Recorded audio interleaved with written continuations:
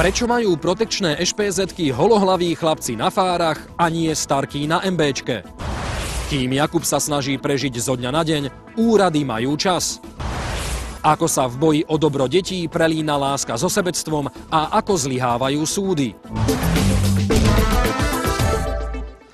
Dnes nás čakajú vážne a nie veľmi veselé témy. K dvom z nich sa dokonca vyjadrili samotní ministri. A tak si aspoň v rubrike Lebo medveď urobíme troška radosť. Dnes uvidíte, ako sme sa driapali na slovenské Himaláje a ako sme sa snažili oslobodiť sardinky.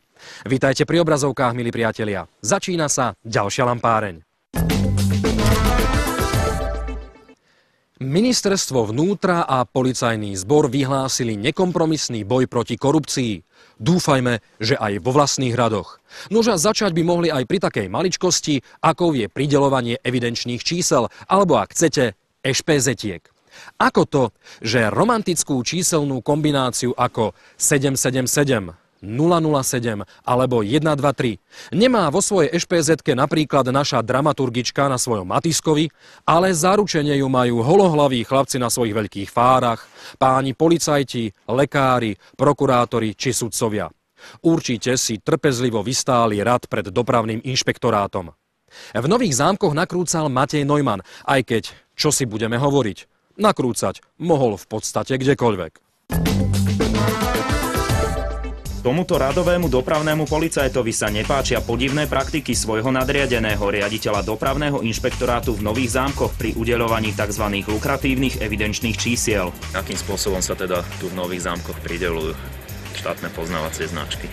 Tak zoznam tzv. Lukratívnych evidenčných čísiel sa vyberajú, dávajú sa nabok do jednej skrine a má to v kompetencii riaditeľ dopravy.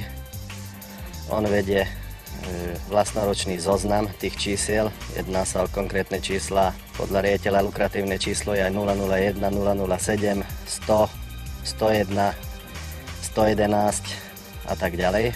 Riaditeľ Novozámockého dopravného inšpektorátu si údajne aj vlastnoručne píše zoznam s menami ľudí, ktorým sú tieto lukratívne evidenčné čísla pridelené.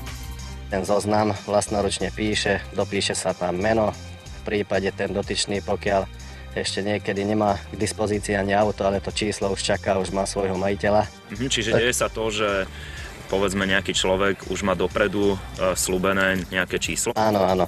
Väčšinou sa to vydávajú dopredu. Buď o pár 100 čísel, ale niekedy aj 1000, niekedy dozadu. No a toto je zoznam, ktorý si viedol pán riaditeľ. Okrem policajtov, sudcov, prokurátorov a lekárov sú v ňom aj miestni podnikatelia. Myslíte si, že tie ešpézetky neprideľuje len tak tým ľuďom? Ja si myslím, neviem, on by mal na to dať odpoveď. Ja si myslím, že je to nepriamy dôkaz jeho korupcie. Niektorí radoví policajti s tým ale majú problém. Vyberá sa to pred stránkami a dáva sa to nabok. Je to také nepríjemné. Niekedy máme pocit väčšinou, že sa aj hanbíme, lebo bežní občania sa pýtajú, že tak vlastne oni prečo nemajú právo dostať také tzv. Lukratívne značky. Tak nech sa pýtajú toho, kto to má kompetencii. To s etickým kódexom nie je to v poriadku. Podľa Novozámockého dopravného riaditeľa je to však všetko v poriadku a nepopiera ani existenciu zoznamu, ktorý máme k dispozícii. Pozrite sa.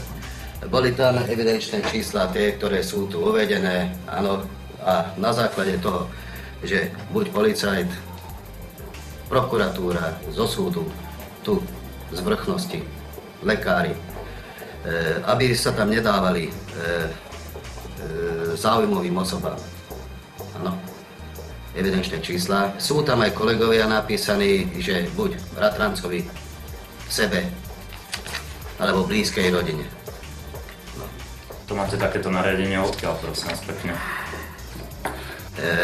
Toto keby ste išli, tak v každom okrese nájdete. No, o tom nepochybujem. Momentálne máme zoznam z vášho okresu, takže preto sme u vás, viete.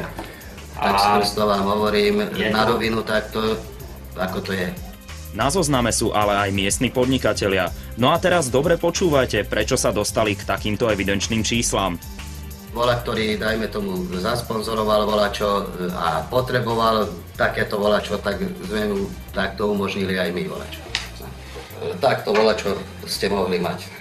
Možno, že v minulosti to v poriadku bolo, alebo sa nad tým zažmurovali oči, ale v súčasnosti pod môjim vedením policajného zboru to v poriadku nie je a vždy, keď na takéto skutočnosti niekto poukáže alebo vlastnou kontrolnou činnosťou zistíme, tak tých, ktorí si takto riešia svoje problémy alebo hodzaj problémy polície, tak budú eliminovaní, lebo to není v poriadku.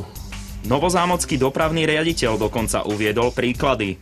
No ja vám poviem toľko. Momentálne som musel vytvoriť z jednej veľkej zasadačky 2 malé miestnosti. Kraj mi povedal, že dostaneš toť, zostaneš si sponzorsky. Tak, sponzorsky 330 € stena, malovka. Podobným spôsobom sa na dopravnom inšpektoráte ocitol ako dar od ďalšieho podnikateľa aj nový fotoaparát. Pokazil sa. Povedali nám na kraji, že na nehodovke bohužiaľ, musíme počkať 2 mesiace. No a s čím tí chlapci budú robiť, povedzte mi to. Takže vlastne, keď tomu dobre rozumiem, je to akýsi výmenný obchod.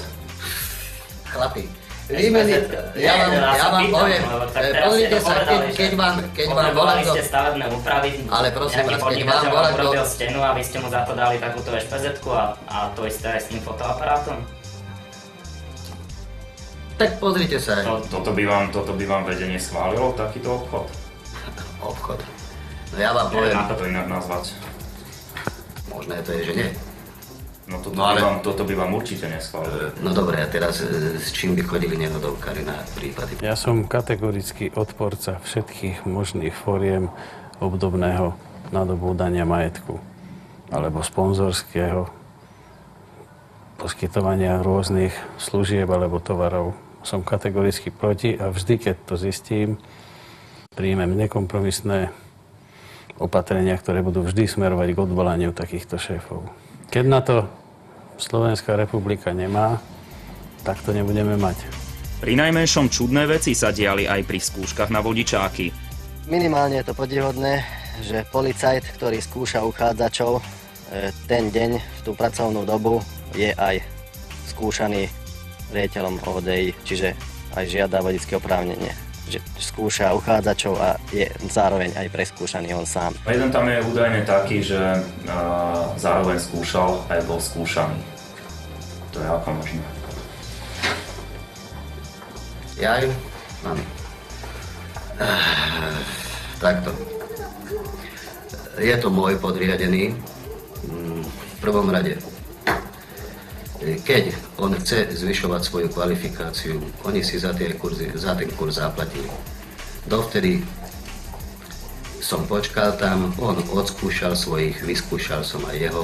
Po informáciách o tom, čo sa dialo na dopravnom inšpektoráte v Nových Zámkoch, okamžite zasiahol policajný prezident.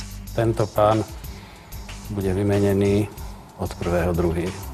Už len akousi čerešničkou na torte je meno, ktoré sa objavilo aj na zozname žiadateľov o vodičák a zároveň je už aj na zozname pána riaditeľa ako čakateľ na evidenčné číslo 111. Minister vnútra plánuje pri ich vydávaní radikálne zmeny.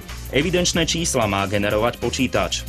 Malo by to naozaj ísť podľa jasných pravidiel, aby nikto nemohol nič ovplyvniť, ani cez peniaze, ani cez svoje kontakty.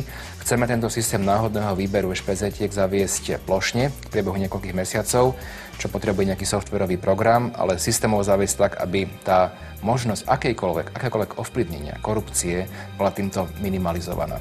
Zmeny sa chystajú aj pri vydávaní vodičských preukazov. Napríklad takú, aby sa striedali komisári skúšobní, aby neboli jedni v jednom regióne, ktorí sú už tam známi aj s policajtmi, aj s potenciálnymi záujemcami. V akom časovom horizonte príde k tejto zmene? Tento rok ešte. Tento rok, pretože toho času nie je veľa, takže chceme to vykonať v priebehu niekoľkých mesiacov. Tieto zmeny by mali definitívne zabrániť podobným pochybným kšeftom, aké sa diali a dejú nielen na dopravnom inšpektoráte v Nových Zámkoch.